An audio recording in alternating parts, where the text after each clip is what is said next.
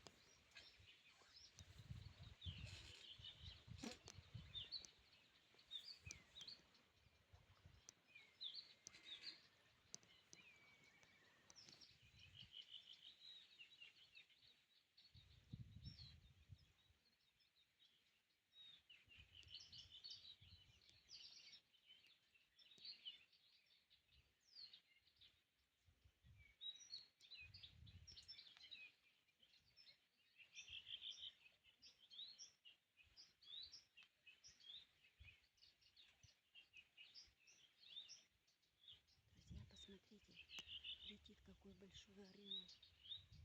Какой он красавец. Это совершенство природы, созданное Всевышним.